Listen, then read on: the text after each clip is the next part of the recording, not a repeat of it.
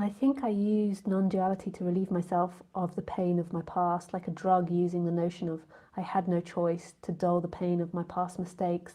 Now the drug seems to be having no effect and I feel despair. I feel that the separate self is defined by others. Non-duality is easily perceived when I'm alone, but then my family and colleagues remind me of the constructed false self. This is why I have to isolate myself. You don't have to isolate yourself, and isolating yourself isn't a healthy thing because we're social animals. And if you haven't learned how to be by yourself, it takes a long time to learn how to be by yourself, then often if you isolate yourself, then you can get into a negative pattern. Like I spent many years practicing with Buddhists of how to be by myself. I remember the first time I attempted it, my Buddhist group was telling me not to go and do this solo retreat. And my boyfriend had done it and I was like, I will do it, I can do it. I have a very strong mind when it wants to be strong about something.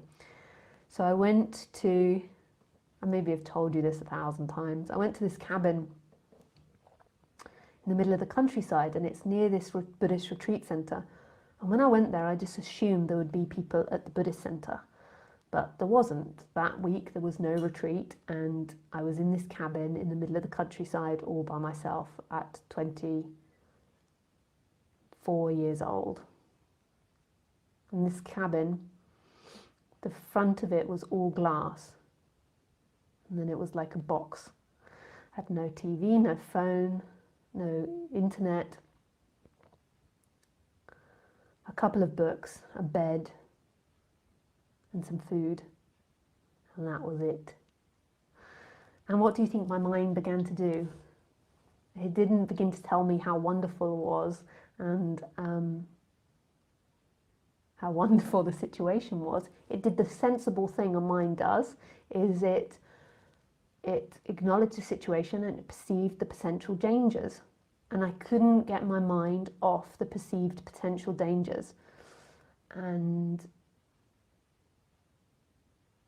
my mind went into a man was going to come when it got dark. It was also the winter time, so it was getting dark at 3:30 at night, and was going to kill me.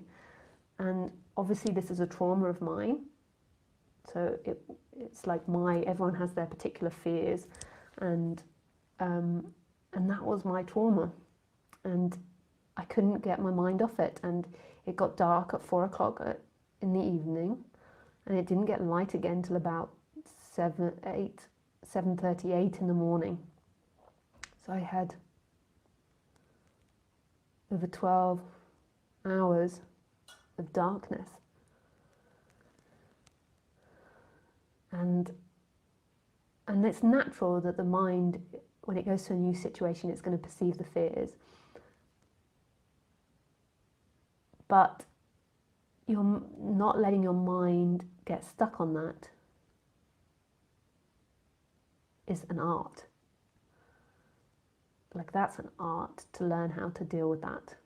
And you know, it went right to the core of one of my main issues, is like one of my deep fears and one of my deep traumas. And then the first day I went out walking, I was on the road and a guy in a van drove along, and he stopped the van and he got out to talk to me, and he talked to me as he sat in the back bit, which was open.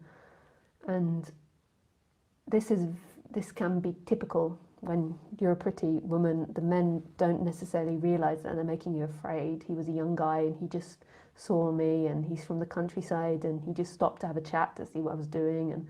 But I was terrified, and that was on my first day. And I think I was walking to the shops, and then I walked back again, and I thought he knew where I lived.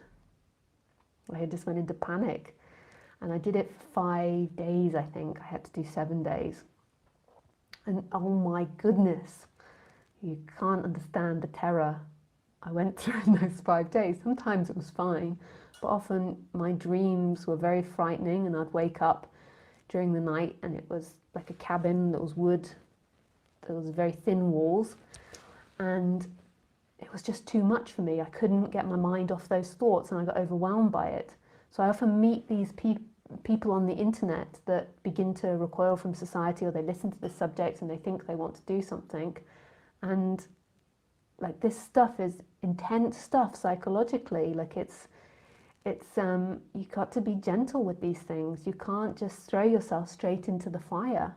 Like it can be too much. So isolating yourself isn't the way to go. It's not that other people are causing your ego.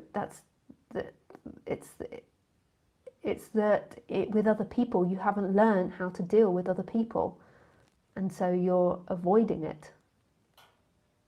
And I don't know why you've not learned to deal with other people, but you've not learned how to stay authentic to yourself, and you've not learned to deal with the pain of being with other people, because being with other people can be painful for anybody. So it's not so easy as you think. And be careful with isolating yourself, because you know, when you're out in society, even if it's causing you pain, it's also creating pleasure in you.